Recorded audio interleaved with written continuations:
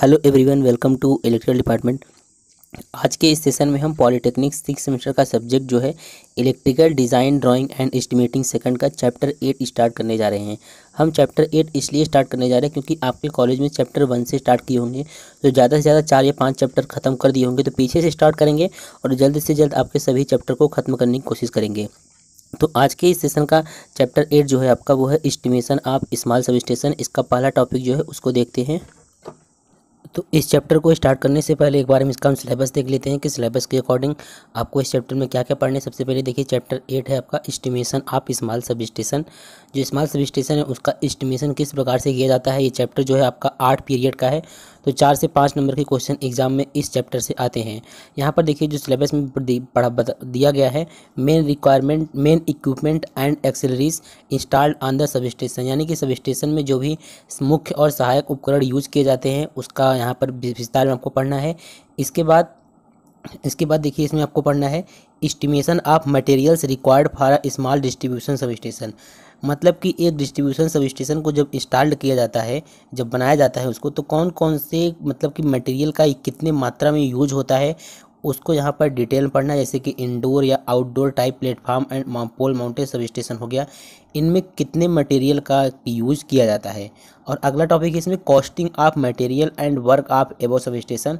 जो यहाँ पर indoor, outdoor platform and pole mounted substation दिया गया है, इनके कॉस्टिंग ऑफ मटेरियल और वर्क को जानना है। तो यही चैप्टर 8 में पढ़ना है। 3 से 4 वीडियो में ये चैप्टर एंड हो जाएगा और जल्द से जल्द इस चैप्टर को समाप्त करने की कोशिश करेंगे। तो आज के इस पहले सेशन का पहला टॉपिक है चैप्टर 8 का estimation of small sub station. आपको बता दें यह नोट से ही मैंने पीडीएफ में इसको कन्वर्ट किया है, इसलिए आपको इस प्रकार से दिख रहा है।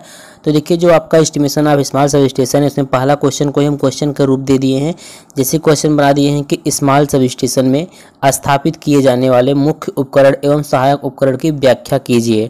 और आपका पहले चैप्टर का जो चैप्टर 8 का जो सिलेबस के अकॉर्डिंग यही चीज़ आपको पढ़ना है कि स्मॉल सब स्टेशन में जो मुख्य उपकरण और सहायक उपकरण होते हैं उसी के बारे में जानना है। तो देखिए जो इलेक्ट्रिक सब स्टेशन होता है वो क्या होता है, पहले हम उसको समझ लेते हैं। देखिए जो इलेक्ट्रिक सब स्टेशन होता है, इलेक्ट्रिक सप्लाई सिस्टम में ही क्या होता है, एक ऐसा स्थान होता है वहाँ से हम क्या कर सकते हैं, एक से अधिक कार्य कर सकते हैं। मतलब इलेक्ट्रिक सब स्टेशन जो होता है एक ऐसा स्थान होता है वहाँ से हम एक से अधिक कार्य कर सकते हैं। जैसे अगर हमको वोल्टता को मान लीजिए कम करना हुआ तो वोल्टता को कम कर सकते हैं, वोल्टता को ज़्यादा कर सकते हैं, परिपथ को ऑन या ऑफ कर सकते हैं, एसी को डीसी में बदल सकते हैं। इसी प्रकार से कई सारे कार्य कर सकते हैं स्मॉल सब स्टेशन या इलेक्ट्रिक सब स्टेशन की सहायता से। देखिए इलेक्ट्रिक सब स्टेशन जो होते हैं वो कई प्रकार के होते हैं और इलेक्ट्रिक सब स्टेशन में जो उपयोग किए जाते हैं मुख्य उपकरण और सहायक उपकरण वो कुछ इस प्रकार से हैं। इलेक्ट्रिक सब स्टेशन में आप लोगों ने देखा होगा सर्किट ब्रेकर लगा होता है, बस बार लगा होता है, इंसुलेटर लगा होता है, रिले लगा होता है, प्रोटेक्टिव रिले होता है, लाइटनिंग अरेस्टर होता है। तो इसमें से मुख्य उपकरण और सहायक उपकरण की यहाँ पर सभी के बारे में जानना है। तो अगर सबसे पहले बात करें जो मुख्य उपकरण और सहायक उपकरण हैं उनमें सबसे पहले है बस बार। तो बस बार क्या होता है, बस बार जो होता है कंडक्टर वायर की एक छड़ होती है, उसमें क्या होता है अपने कार्य के अनुसार उसमें हम कनेक्शन दे सकते हैं। और यह जो होता है कॉपर या एल्युमिनियम की होती है, इसका आकार जो होता है वर्गाकार, आयताकार या नली के रूप में होता है। अब बात करें दूसरा है आपका इंसुलेटर। तो इंसुलेटर क्या होता है, ऐसा वैद्युत युक्ति जो किसी चालकीय पदार्थों को विद्युत प्रवाह को रोकने अथवा चालक तथा पृथ्वी के बीच विद्युत को रोकने के लिए करते हैं, उसी को इंसुलेटर बोला जाता है। इंसुलेटर जो होता है इंसुलेटिंग मटेरियल से बना होता है और इसका इंसुलेटर का यूज़ कहाँ करते हैं हम, जो ओवरहेड लाइन होती है, क्रॉस आर्म चालक होते हैं को जो पोल होते हैं उससे आइसोलेट करने के लिए किया जाता है। अब नेक्स्ट है आपका इसमें आइसोलेटर। देखिए आइसोलेटर क्या होता है, आइसोलेटर जो होता है एक प्रकार का स्विच होता है। और जो आइसोलेटर होता है एक प्रकार का स्विच होता है, इसका यूज़ हम कोई भी सर्किट ऐसा हो जिसमें हाई करंट फ्लो हो रहा हो, मतलब उच्च विद्युत धारा का सर्किट हो, उसको पूरी तरह सप्लाई से डिस्कनेक्ट करने के लिए हम आइसोलेटर का यूज़ करते हैं। सब स्टेशन पर आपने आइसोलेटर ज़रूर देखा होगा।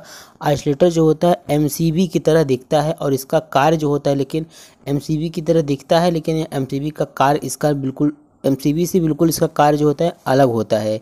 और इसका उपयोग हम कभी भी सप्लाई को नियंत्रण करने के लिए नहीं करते हैं, क्योंकि जो आइसोलेटर होता है यह एक प्रकार का ऑफ लोड स्विच होता है। इसका उपयोग केवल तभी करते हैं हम जब सर्किट में किसी भी प्रकार की विद्युत धारा प्रवाहित न हो रही, मतलब कि जब सर्किट में कोई विद्युत धारा प्रवाहित न हो रही हो तो किसी भी सर्किट को हम डिस्कनेक्ट करने के लिए उसका आइसोलेटर का यूज करते हैं। और जो आइसोलेटर होता है सामान्यतः 2 पोल, 3 पोल या 4 पोल वाले बनाए जाते हैं।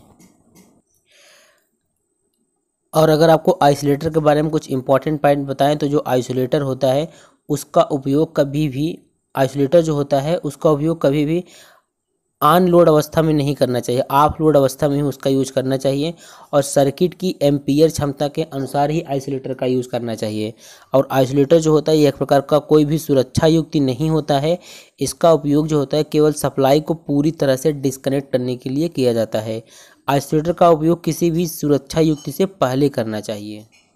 तो अब सब स्टेशन में जो मेन इक्विपमेंट होता है वो होता है सर्किट ब्रेकर। सर्किट ब्रेकर आपने सुना ही होगा, इसके बारे में पढ़े होंगे आप। सर्किट ब्रेकर अगर हम एक लाइन में इसको मतलब बताएं सर्किट ब्रेकर का, सर्किट ब्रेकर जो होता है एक स्विचिंग डिवाइस होता है।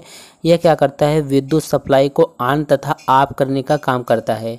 देखिए सर्किट ब्रेकर जो होता है इसका एक खास बात यही होता है कि इसको हम 2 तरीके से ऑपरेट कर सकते हैं। इस प्रकार का क्वेश्चन एग्जाम में पूछा जा चुका है कि सर्किट ब्रेकर किस प्रकार का डिवाइस है। तो सर्किट ब्रेकर को हम 2 टाइप से यूज कर सकते हैं, उसको ऑपरेट कर सकते हैं। पहला होता है कि जब हमारा इच्छा हो, मतलब कि मैनुअली जब हमारा इच्छा हो तब इसको ऑपरेट करा सकते हैं। और इसके साथ साथ अगर इसके साथ हम रिले जोड़कर उसको ऑपरेट कराएं तो यह विद्युत सप्लाई में होने वाले फॉल्ट को डिटेक्ट कर लेगा तथा जो ऑटोमेटिक सर्किट ब्रेकर की ट्रिपिंग होगा, ट्रिपिंग को क्या करेगा, कमांड भेजेगा, जिससे सर्किट ब्रेकर क्या हो जाएगा, खुल जाएगा और सर्किट ब्रेक हो जाएगा।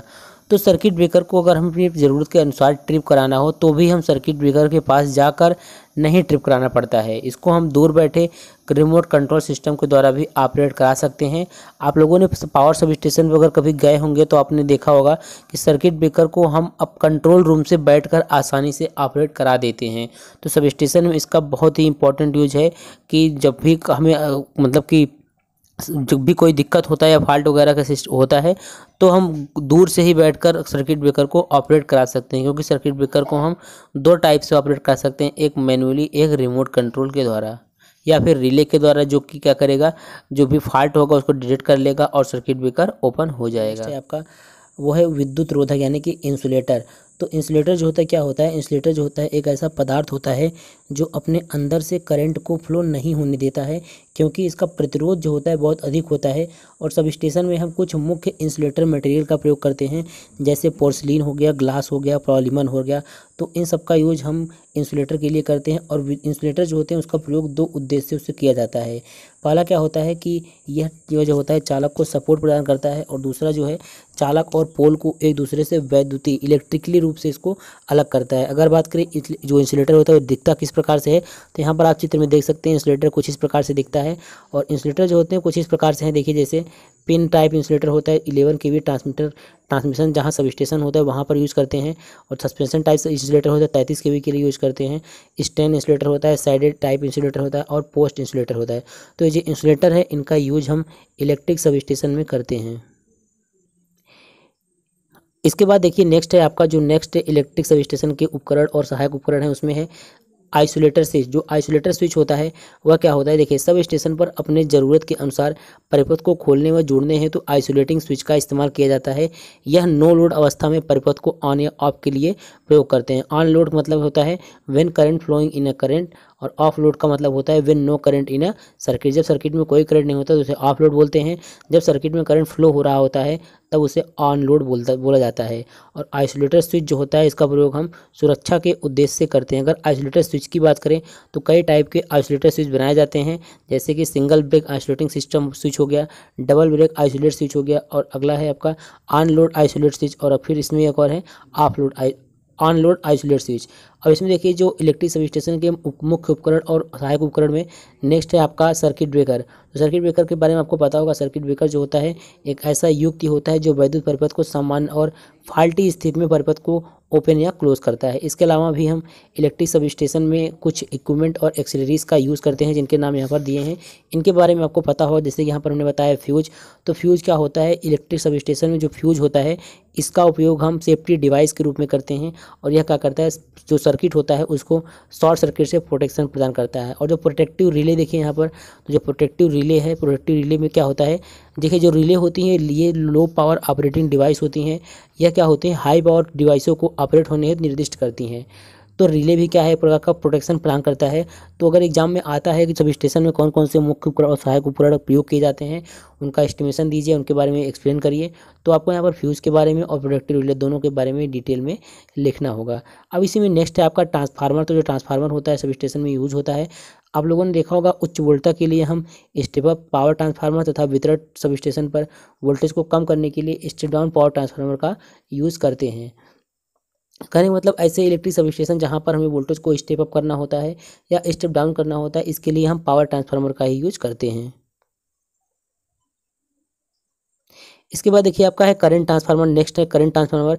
जो करंट ट्रांसफार्मर होता है यह आता है इंस्ट्रूमेंटेशन ट्रांसफार्मर के अंतर्गत। दो इंस्ट्रूमेंट ट्रांसफार्मर होता है, वह क्या करता है, इंडिकेटर व मापन उपयंत्रों या प्रोटेक्टिव रिले हो गया, उनको मतलब कि उनमें कितना करंट फ्लो हो रहा है उसको मापने के लिए हम इंस्ट्रूमेंट ट्रांसफार्मर का यूज़ करते हैं। उसी के अंतर्गत है आपका करंट ट्रांसफार्मर। तो करंट ट्रांसफार्मर जो होता है यह एक स्टेप अप ट्रांसफार्मर होता है। इसका यूज हम सूचक तथा मापन उपकरण जैसे अमीटर हो गया, वाट मीटर हो गया, ऊर्जा मीटर हो गया, इनकी धारा कुंडली को सप्लाई प्रदान की जाती है। इसके प्राइमरी वाइंडिंग में जो होते हैं कम फेरे होते हैं तथा सेकेंडरी वाइंडिंग में अधिक फेरे होते हैं। अर्थात अगर सीटी के प्राइमरी में 100 एम्पीयर करंट है तो सेकेंडरी में 5 एम्पीयर की धारा प्राप्त होगी। और इसी में अगला है आपका पोटेंशियल ट्रांसफार्मर। तो सूचक या मापन उपयंत्रों की वोल्टेज कॉइल को सप्लाई प्रदान करने के लिए हम पोटेंशियल ट्रांसफार्मर का यूज़ करते हैं। अब देखिए जो इलेक्ट्रिक सब स्टेशन में इक्विपमेंट हम यूज करते हैं उसमें हमें है आपका लाइटनिंग अरेस्टर। लाइटनिंग अरेस्टर जो होता है इलेक्ट्रिक सब स्टेशन के इलेक्ट्रिक इक्विपमेंट जो होते हैं उनके लाइटिंग रक्षण की लाइटिंग प्रोटेक्शन के लिए हम लाइटनिंग अरेस्टर का यूज़ करते हैं। और इसमें देखिए इस इलेक्ट्रिक सब स्टेशन में ही आपका इक्विपमेंट होता है, फायर लाइटिंग इक्विपमेंट होता है, फायर फाइटिंग, जो फायर से फाइट करते हैं, यानी कि अग्नि से बचाव के लिए अग्निशामक यंत्र की व्यवस्था किया जाता है। इसके अलावा देखिए कई प्रकार के इक्विपमेंट हो गया। और इसके अलावा भी इलेक्ट्रिक सब स्टेशन में मुख्य उपकरण और सहायक उपकरण का यूज़ किया जाता है, जिनके नाम यहाँ पर हमने लिखे हैं, जैसे बैटरी हो गया, भूमिगत शक्ति केबल हो गया, पावर केबल हो गया, पैनल बोर्ड। तो इस प्रकार से ये सब इक्विपमेंट यूज़ किए जाते हैं और इन्हीं के बारे में आपको पढ़ना था। अब इसी के साथ आपका जो पहला टॉपिक था वो समाप्त होता है और इसी में आपका जो सेकंड टॉपिक है वो है आपका estimation of materials required for a small distribution sub station. जो स्मॉल डिस्ट्रीब्यूशन सब स्टेशन होते हैं उसके एस्टिमेशन के लिए कौन कौन से मटेरियल का रिक्वायर्ड होता है वो सेकंड टॉपिक है। इसके बाद के वीडियो में वो हम बताएंगे। तो अब हम मिलते हैं नेक्स्ट टॉपिक में।